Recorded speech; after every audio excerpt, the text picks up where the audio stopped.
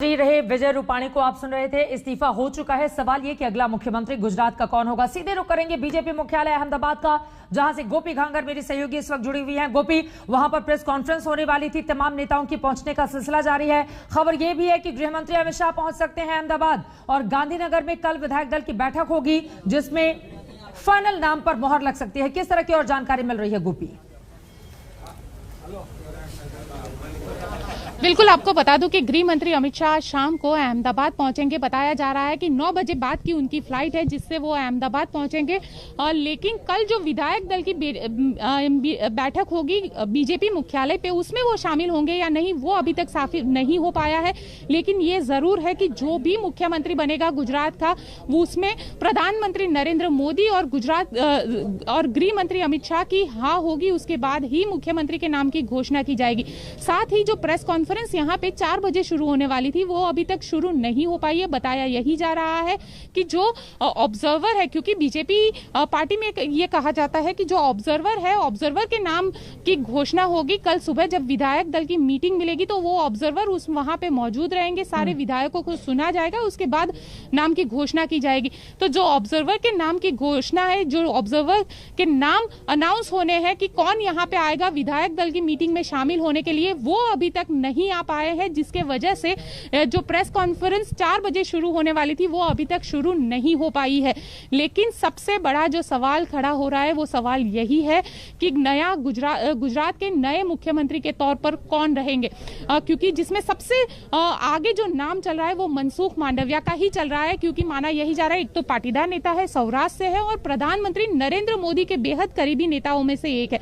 क्योंकि उन्हें जिस तरीके से कैबिनेट में आरोग्य की जिम्मेदारी सौंपी गई है और कोरोना का काल चल रहा है। हालांकि गुजरात में अगर बात की जाए तो गुजरात में जिस तरीके से मुख्यमंत्री विजय रूपाणी कोरोना काल के दौरान काम करने में विफल रहे थे, और जिस तरीके से अस्पतालों के बाहर लंबी कतारें लग रही हमने देखी थी, लोग ऑक्सीजन के लिए कतारें लगा रहे थे। तो ये सारी चीजों को देखते हुए कहीं ना कहीं ये माना जा रहा है कि हो सकता है कि मनसुख मांडविया का जो नाम है वो इस रेस में सबसे आगे है। 49 साल के मनसुख मांडविया क्या बनेंगे अगले मुख्यमंत्री गुजरात के? ये अपने आप में बड़ा सवाल है। केंद्रीय मंत्री हैं इस वक्त, प्रधानमंत्री नरेंद्र मोदी के बेहद करीबी माने जाते हैं। और जरा सोचिए, 2012-13 में सिर्फ जब 38 साल उनकी उम्र थी, तभी राज्यसभा सांसद बनाकर गुजरात से भेजा गया था राजधानी दिल्ली। अब अगला कौन सा नाम हो सकता है, अपने आप में बड़ा सवाल है विजय रूपाणी की बात। फिलहाल के लिए शुक्रिया गोपी, आगे भी जानकारी आपसे हम लेते रहेंगे। खास मेहमान इस वक्त हमारे साथ जुड़ चुके हैं, उनका तारुफ कराते हुए दंगल की शुरुआत हम करते हैं। टीवी स्क्रीन पर आप देख पा रहे हैं सैयद जफर इस्लाम, राज्यसभा सांसद भारतीय जनता पार्टी के हमारे साथ मौजूद हैं। रोहन गुप्ता जी कांग्रेस पार्टी के प्रवक्ता हैं, हमारे साथ मौजूद हैं। सुधीर रावल साहब हमारे साथ जुड़ चुके हैं राजनीतिक विश्लेषक के तौर पर, और हिमांशु मिश्रा दिल्ली से मौजूद है। हिमांशु, सबसे पहले आपका रुख करते हुए उसके बाद जफर इस्लाम साहब आपके पास आऊंगी। हिमांशु, अब जरा ये बताइए, मनसुख मांडविया ही रेस में सबसे आगे चल रहे हैं या कोई और है जो टक्कर देने के लिए उनके पीछे पीछे भाग रहा है? देखिए, बिल्कुल मनसुख मांडविया रेस में भले ही आगे है, लेकिन सीआर पाटिल जो वहां के प्रदेश अध्यक्ष हैं, उनको आप किसी भी तरीके से रेस के अंदर नहीं पीछे रख सकते हैं। सीआर पाटिल एक ऐसा नाम है जिन्होंने जो संगठन और सरकार के बीच में कैसा कोऑर्डिनेशन होता है वो जानते हैं। और जफर इस्लाम क्योंकि राज्यसभा सांसद भी हैं, वो बहुत अच्छी तरीके से इस चीज को जानते होंगे कि सीआर पाटिल कई बार सांसदों को ये बताते हैं कि उनको किस तरीके से काम कर रहा है। इस तरीके की 2 एक्सरसाइज उन्होंने जो है 2019 के लोकसभा चुनाव के बाद की है। अशोका होटल में हुई थी वो दोनों, मुझे जहां तक ध्यान है।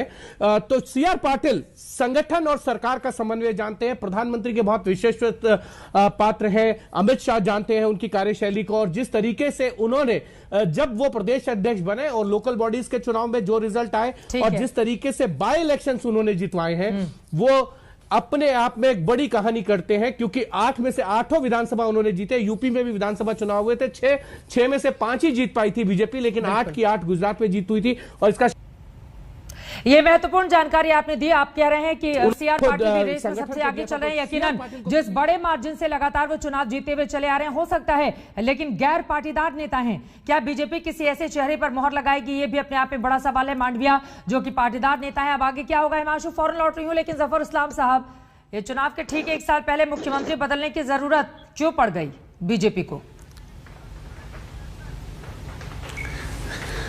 देखिए, पार्टी में हमारे यहाँ जिस तरह के इंटरनल डेमोक्रेसी है, तो सबको और जिस तरह का हमारे यहाँ आप पिछला ट्रैक रिकॉर्ड देखिए तो हम लोग